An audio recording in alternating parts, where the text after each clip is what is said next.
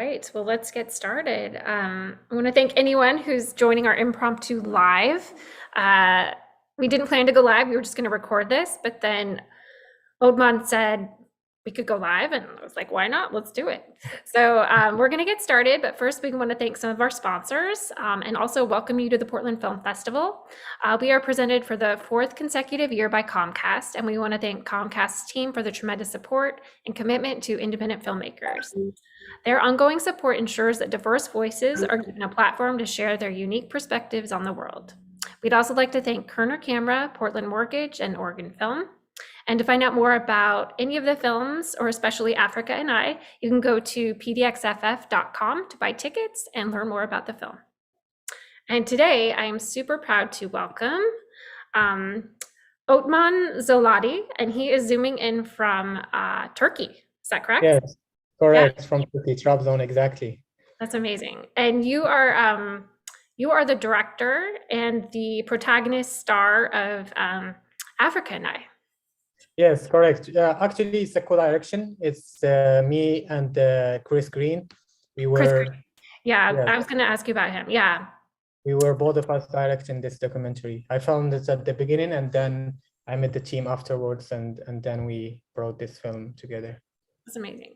Yeah, that's one of my questions. But before we dive in, just in case we have live viewers that are that haven't seen the film, can you give us a quick idea of what the film's about and sort of how it came to this urge to travel Africa the way you did, where it came from? Yeah, so before I was always looking at Africa, and the idea I had about Africa, it was this negative narrative that we all know from the media about diseases, war, famine, full of crime, despair. And then I wanted to see it with a fresh eye, with an African eye, and see if that's true or not. And then I decided to travel through these countries. And when I went there, it was totally different. I found a continent that was vivid, varied, alive, full of diversity, full of hospitality. People are really nice and welcoming. It was totally different from what we saw in the media. And then I decided I should share this with the world. I should show them the reality of this continent. Mm-hmm. And at the same time, show them how I crossed all these countries and going through all these obstacles and these funny stories on the trip. Mm-hmm. Yeah, it's amazing. And you were born and raised in Morocco, is that correct? Yeah, it's correct, yeah. And this was the first time you left your home country, correct?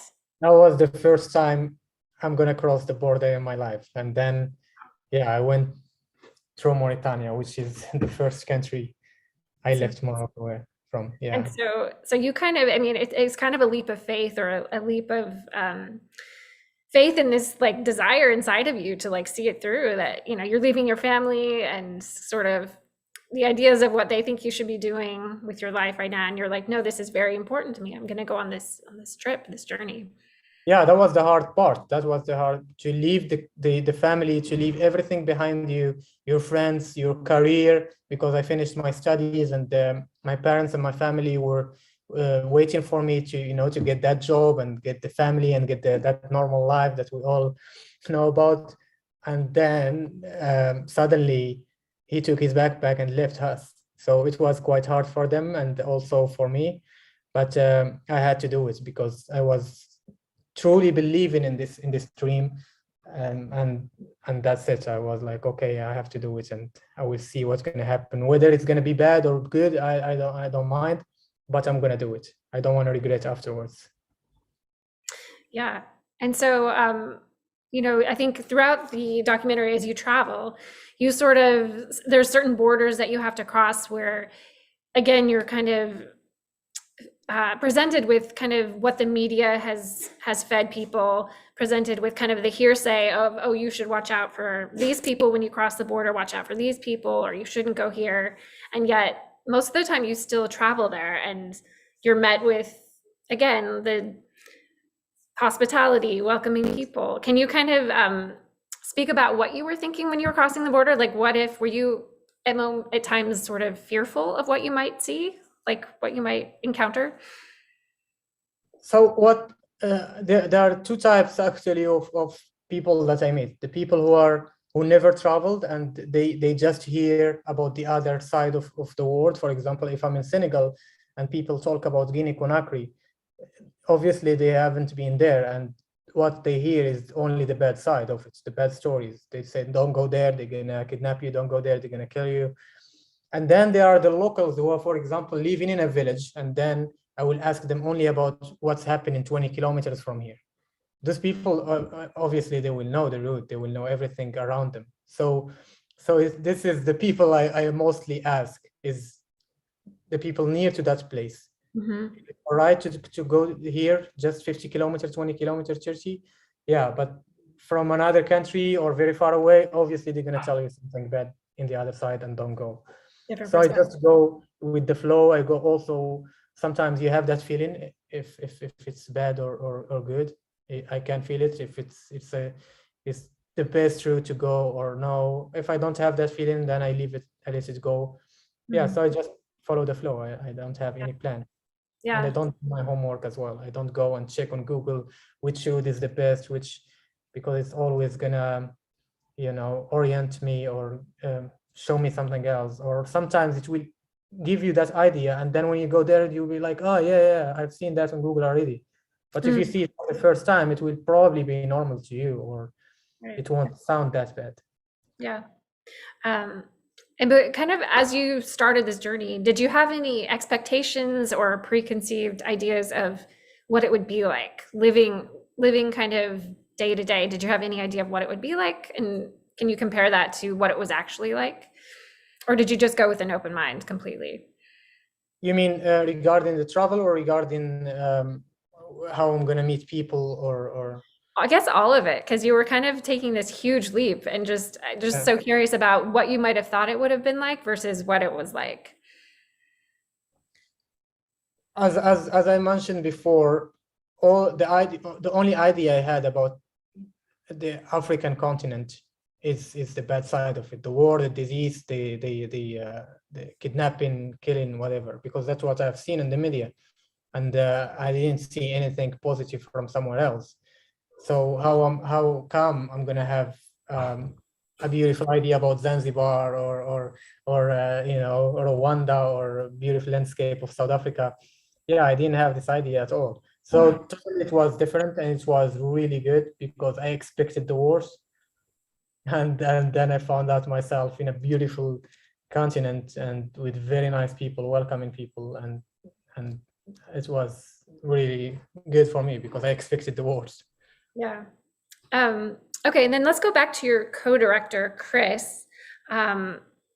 When did he come on? Because you had this idea. So before you left, did you kind of have a producer or a co-director in mind, or did that kind of come along later in your journey once you sort of started getting followers and people interested in what you were doing?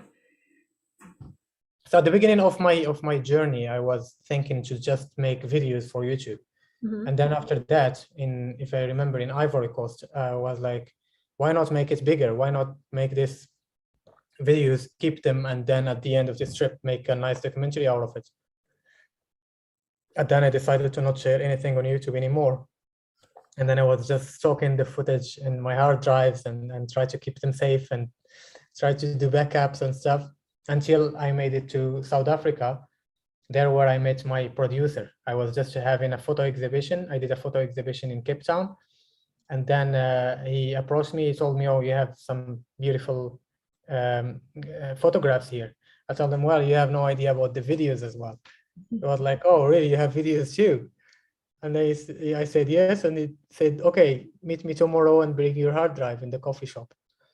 And that exactly how was the meeting.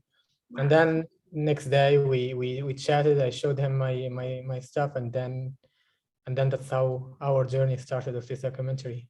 So did you already have like the majority of the footage before you met Chris? So we had almost 80% of it. I filmed everything, and then the only thing that we did after our meeting, it was the interview. So to put that puzzle together, we had to do an interview to structure the film, or give it a that dramatic look at the interview and the storytelling and stuff. So Yeah. that's what Chris Green decided to do with this interview. That's so amazing because you got so much footage and you really captured sort of every like peak and valley of your trip that it's like I mean, I don't know if you knew you were going to make a documentary, but you like did everything right, it seems, to like capture what you needed to like tell the story. Yeah, actually, and let me tell you that what I experienced on this trip, it was, let's say, 100%. So what I filmed, it was 60%, and what was on the film, it's only 30% of what I, experienced on the whole trip. So imagine the things that I didn't film, imagine the things that we didn't put in the film that already been filmed. So there is a lot of other stories, and you can't tell them all. Especially sometimes I don't feel like filming. 4 years, you can't be handling the camera for 4 years. Very, very hard. Sometimes I get like I don't want to film for this for the next month. I'm tired of holding the camera, and I'm tired of always trying to put the camera, cycle, get back, take the camera again. This kind of yeah, it's hard. I thought about that when you were doing a lot of the desert trekking because I was like, oh yeah, like he had to stop, put the camera out, ride the bike over. And I was like, Yeah, that's a commitment when your water is going down and you still have a lot to trek, and that takes a lot of commitment to like document that in those moments. yeah. At that moment, I was thinking that probably I might die on this desert, but I really want this to be shared. I want this to be out. I don't want it to be just a guy crossed the desert and then he lost and then he died. So at least if they found him, they're gonna find a hard drive or my GoPro, and then they're gonna share the story. So I was always thinking about that, and then trying to film everything. And then also I was thinking, if I survived, then at least I'm gonna have some nice footage and some nice memories, because sometimes I don't even remember what happened there because everything was blurry. I didn't have enough food and water. So I didn't have that energy to remember everything and to look Right. on me. The maximum was sometimes I can only see 100 meters in front of me because of I don't have much energy. Yeah. Yeah. And that was one thing too. I mean, you had malaria 3 times on this trip. Yeah, yeah. And I mean, a lot of the times when, like you just mentioned, you were hallucinating for lack of food and water and the heat and everything. Um, can you tell us a little bit about what that was like? And were there ever moments where you're like, that's it, I have to go home, or maybe I'm not going to see my family again? Did you ever document any, like, if you thought you were going to pass away, did you ever say, send messages to your family through the video?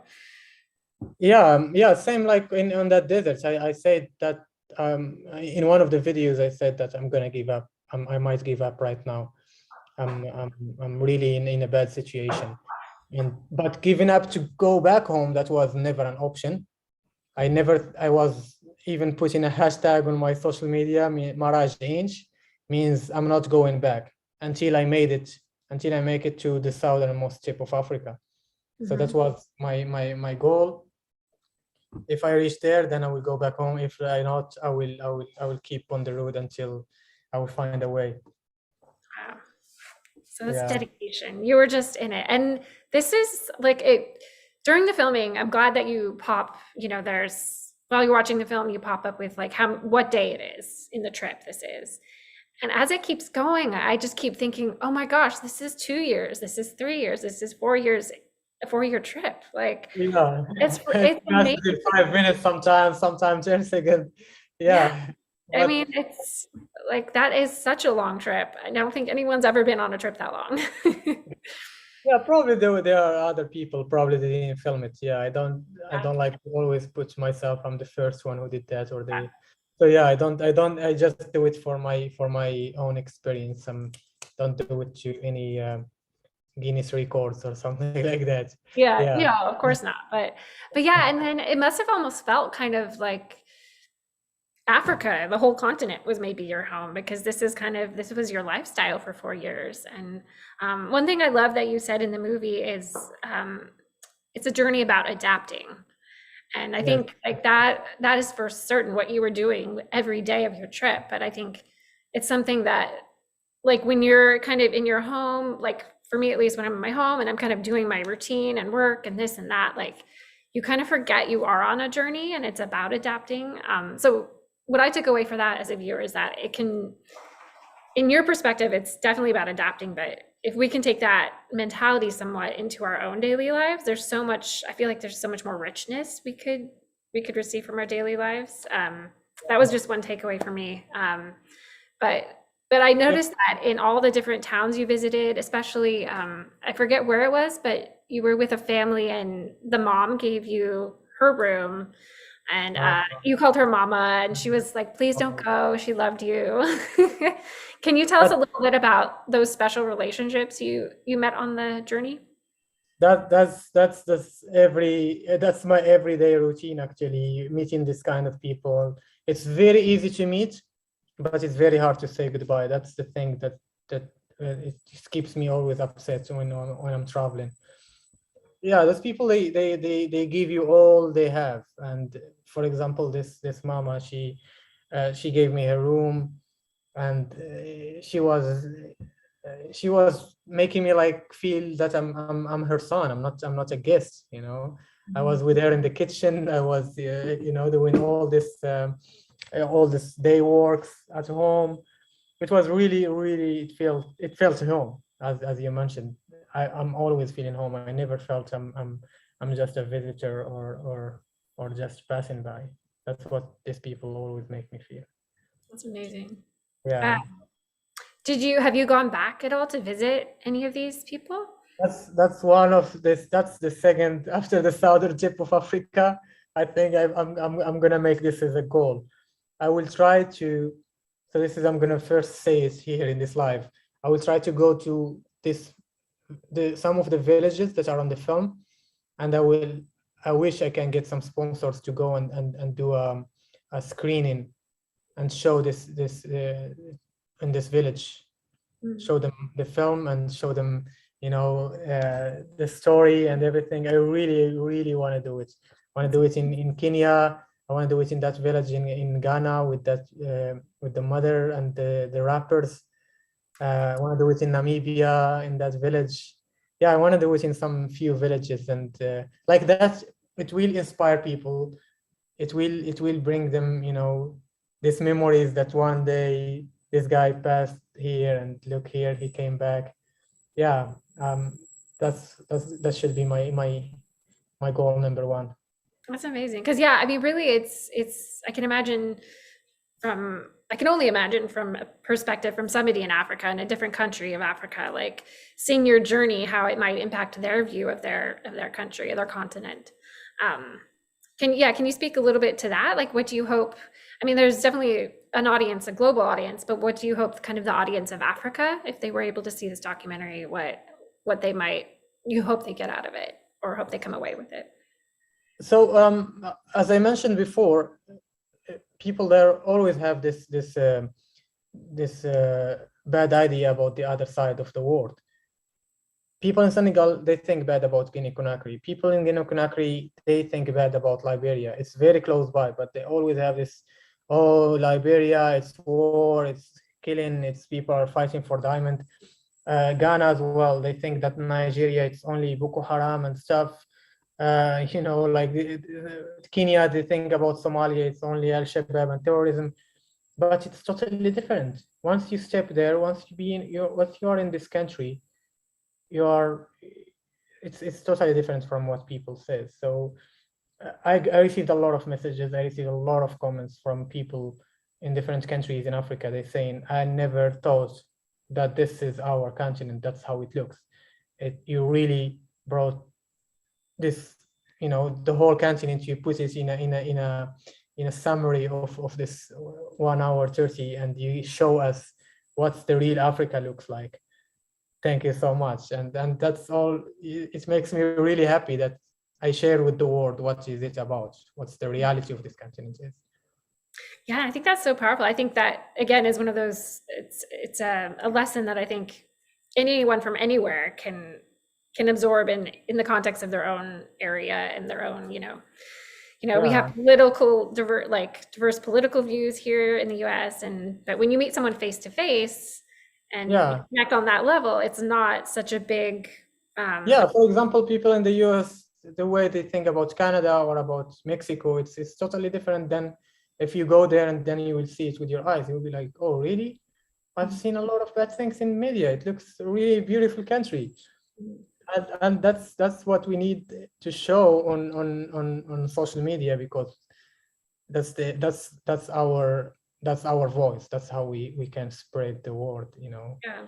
No, I think I- it's so powerful and so beautiful. Yeah, I think it would be amazing if you could get screenings, going back to some of those places. And that would be I really want it so bad. yeah, well, let us know how that goes. And, you know, if the festival can share anything about that, help promote, help spread the word, let us know. 'Cause we would be so down to help with that. Thank you so much. Yeah. And so heading back to the documentary, towards the end of the documentary, you hinted that you were going to be boating around the world. Is that what, can you tell us a little bit about that? What's been happening with that? Yes. So well, right now I'm in Turkey. This is kind of a small trip around Turkey on a bicycle, because I've been sitting for a long time editing the documentary. So it took 2 years of my life, and you know, as a traveler, you always want to travel and travel, and you can't stop. So this is kind of just a breakfast for me, a 3-month trip. But what I'm planning for the next journey, which is another adventure, it's going to be around the world on a sailing boat. So I'm planning to start probably from South Africa, and then around the world, go through the Caribbean, Panama Canal, then Asia, South Asia, and then Madagascar, and then back from South Africa, and then up to Morocco. It's going to be around 2-3 years trip again. For the moment, I'm thinking it's going to be solo. I've done some courses of sailing. I got some certificates. I'm still studying to get the. I just need actually miles to finish the exam and then get the last certificate to be able to go around the world. And so Yeah. again, will you be docking and sort of meeting the people? Will it be about meeting people in the different?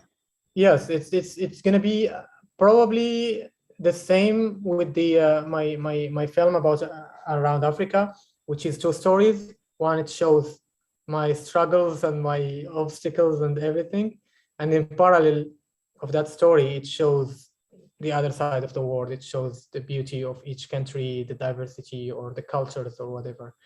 Yeah, so it will be again 2 parallel stories.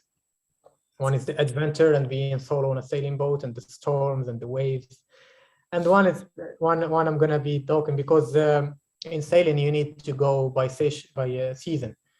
For example, the season to cross the Atlantic, it's only from November or from December till February, something like that, March maximum. And then you have to be waiting from March till August in the Caribbean until the storms go away and the hurricane season, and then you can cross the other side. So in this 4 months or 5 months, I can probably dock the boat and travel on a bicycle or somewhere in Latin America or whatever. I will see. I still didn't plan, and you know me, I don't plan. I just go and follow the flow. Yeah, and I love that. I think that shows. And yeah, and I just think that that's sort of the essence of kind of your travel mentality and your openness. And I think Yeah. it gives everyone a view into kind of your experience. And I think it's just such a beautiful film to come away from. Yeah, it's been, I rewatched the film last night. I'm on the programming team, and so I watched it You watched before. it 2 times. I watched it again last night, and so I'm just filled with like Oh, all the little nuances and all the thoughts that came to my mind while watching it. So so yeah, it maybe means a lot to talk to you again. I can't thank you enough. So we have some viewers watching. We can open it up to questions if anybody's watching and wanting to ask questions. yeah. So we can have a look. I don't know if you've got some on your Facebook, if you're broadcasting there, but I didn't actually did it broadcasted on Facebook. I just shared the link of YouTube. okay, no worries. We'll give him a minute. And so you mentioned, did you edit the documentary? Did you edit? No, I didn't edit, but I was every step on the editing of this documentary. Yeah, Mm. they were our talented editor, and there is the our sound engineer Daniel, who made really some good music. He worked on this music from scratch. That was for me. I was really happy with that music. Yeah, it sounded great. Yeah, he took us through the journey, with each country with its beat. It was very hard for us because we had to, for example, Ivory Coast, we have to give it the beats of Ivory Coast. Once we are in Ghana, we have to give it the beats of Ghana, and you know, I had that. Since I was traveling in these countries, I know the beats exactly, and we were trying to work around that. And he composed everything from scratch. So That's amazing. That's a detail I did not know. That's amazing. yeah, he did it on his studio. He brought some singers. He brought some different artists from different countries, from Congo, from Ghana, from Morocco, yeah, and from South Africa, and he gave us this beautiful, That's good remarkable. music. Yeah. We do have one question from, pardon me if I get your names pronounced incorrectly. It's Ali Almi Maroni. I probably butchered that. I apologize. What were the big challenges or worries you faced when first starting your journey? When first I started, so the first one was saying goodbye to my family. That was one of the, and they didn't approve for me to go. They were against it. They said, no, you're not gonna go. And that was very hard for me because I didn't want to just leave and say, okay, I don't care about your thoughts, whether you say yes or no. But at the same time, I didn't want to give up on my dream. It was very hard for me to decide, what should I do? Should I give up on my dream and listen to my family, or should I do it anyway, or what should I do? So I left home. That's not on the film, but as I mentioned before, there's only 30% of what I experienced. So I left, like I'm going forever. And then I kept having phone calls from my families, from my uncles and whatever, from my dad's friends, that I'm selfish, that you know, I just left like that and it's not good and nobody wants you to go. And it was really hard for me. I wasn't happy at that moment when I left. So I decided to go back, and I went back home, and then I sit with my dad and my mom. I told them, hey, I came back, but not forever. I just came back to discuss this with you. And then I told them about my dream and what I want to do exactly. And please, I need nothing but just your blessing. Yeah, and then the end, they said, okay, yeah, here is our blessing. You can go now, and just be careful. We can do nothing about. We can't change your idea right now. You already made your mind. And that's it. And then I was the happiest human being on earth once I received their blessing, and then I didn't care about the rest, the family, other families or uncles or whatever. Yeah. Then they send you peanut butter when and make provisions every now and then. Yeah. And then I loved seeing you hug your mom and your dad when you got home and your sisters. That made me so happy. Yeah, you know what? That scene was filmed by my little sister. I didn't know that she was filming. And it was, once I saw that video, before even thinking that I'm gonna make a documentary, once I've seen that video, I was like, this is gonna be the end of the documentary. This is really emotional. It's yeah, you know, you have seen it on the film. It was just, that's the scene. That's the winning shot. Yeah, because I mean, you visited so many other families, but you mentioned all throughout you missed your family, and so there must have been moments where you were really homesick for them, and even though you were enjoying Yeah. your journey, there must have been huge moments like that.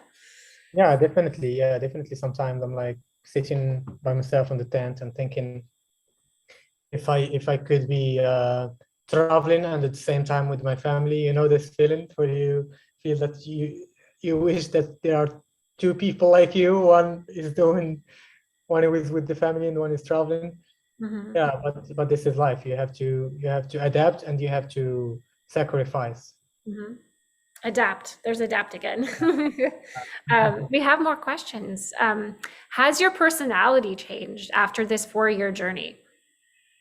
Uh, I would say that now I believe more in my dreams, because once you set your goal and you achieve it, you have more this confidence, because that's where the confidence come from, is from your achievement, and if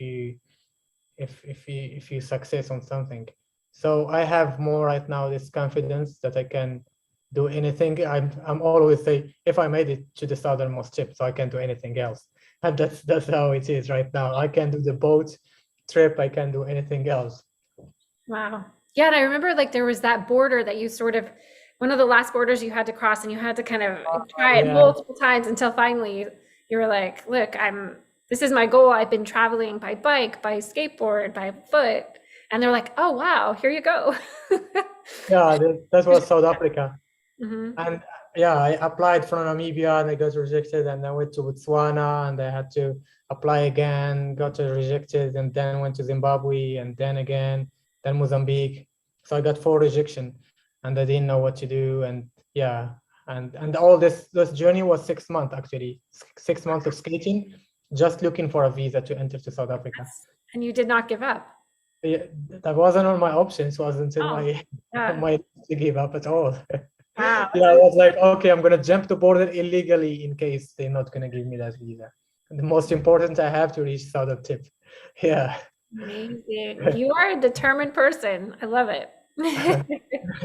Um, we have someone who could B Lal. He says, "Congratulations, bro! You made us proud. When you're gonna come back to Morocco? We miss you." So that must be your friend.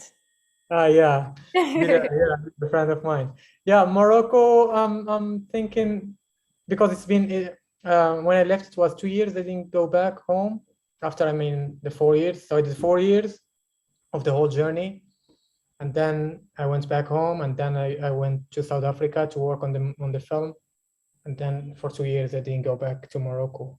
So, and the last time to come to Turkey, I just did a quick transit in Morocco, and then I came here. So probably in January, something around that, I hope. Yeah, I Cool. want to see my family. That's great. And then we have another comment. Very great experience. Thanks for sharing it with the world. My question is, are you good at fishing? Smiley face. Very important for securing food when you're in the boat for the next chapter. That's a good question. I have no idea how to fish. Yeah, I just actually, funny enough, I just bought my first, what do you call it? The canapesh, the fishing, what do you call it? The fishing thing? A The fishing stick? pole? Fishing Yeah, fishing yeah, line? the Fish, fishing line, whatever. yeah, fishing Yeah, pole. We call it fishing pole. fishing pole, okay. Yeah. Yeah, I just bought it 4 days ago or 5 days ago, because I've seen a lot of people here in Turkey, they fish in the Black Sea. So I was like, why not? While I can camp my tent and then Yeah, try my luck. But nice. in the boat, I really need some people to show me how to do Yeah. it. You've got some time to learn. So Yeah.